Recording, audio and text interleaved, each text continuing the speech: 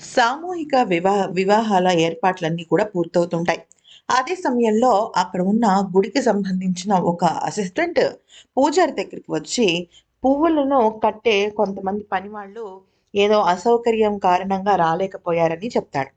అయితే వెంటనే ఆ పూజారి ఏం చేయాలి అని ఆలోచిస్తున్న సమయంలో అమూల్య, అలాగే అమూల్య వాళ్ళ మావయ్య ఇద్దరు కూడా మేము కుడతాము అంటే అప్పుడు అమూల్య ఏమంటుందంటే అదేంటిది లేదు. నేనొక్కదాన్నే కుడతాను అంటే, అంటే పూలు కుడతాను అంటే, ఈలోపు పార్దు ఏమంటాడంటే, నేనెటు గుడిలో ఏర్పాట్లన్నీ చూస్తూ ఉంటాను అంటాడు. ఎందుకనంటే, వాళ్ళ బామ్మ, తాతయ్యలకి సంబంధించిన ఒక అద్భుతమైన ఘట్టం కదా ఇది. అందుకని పార్దు ఏమంటాడంటే, నేను అలా వదిలేసి వెళ్ళలేనండి. ఏర్పాట్లన్నీ దగ్గరుండి చూసుకుంటాను అంటాడు. ఇక పూలకు సంబంధించిన బాధ్యత అంతా అమూల్య చూసుకుంటుంది. సో, వాళ్ళిద్దరూ ఉండిపోతారు. ఇక చివర్లో నేను అమ్ముడిని తీసుకొచ్చేస్తానన్నట్టుగా మాట్లాడతాడనమాట.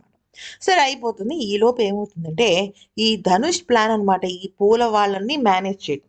పూల దగ్గరికి వెళ్లి పూలు కొడుతున్నప్పుడు ధనుష్‌కి ఆ వ్యక్తి, ఆ గుడి అసిస్టెంట్ ఫోన్ చేసి, "మీరు చెప్పినట్టుగానే పూల విషయంలో ఇలా జరిగిందని, అమూల్య పూలు కుడుతోందని" చెప్పడంతో, ఈ ధనుష్ ఏం చేస్తాడంటే, ఒక ముష్టివాడి వేషం వేస్తాడు.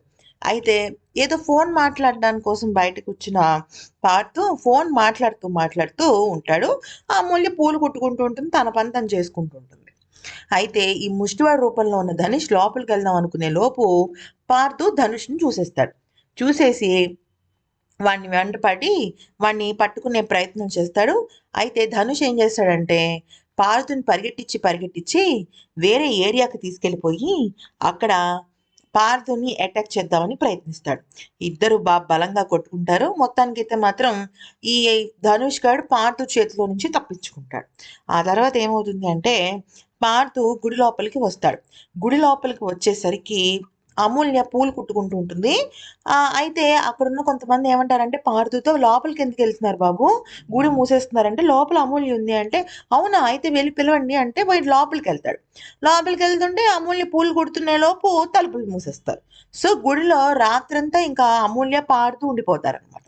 సో, ఇలా ఉండిపోవటం వాళ్ళ పెళ్ళికి దారి తీస్తుందనేది అక్షర సత్యం. ఈ వీడియో గనుక నచ్చితే లైక్, షేర్ అండ్ సబ్స్క్రైబ్.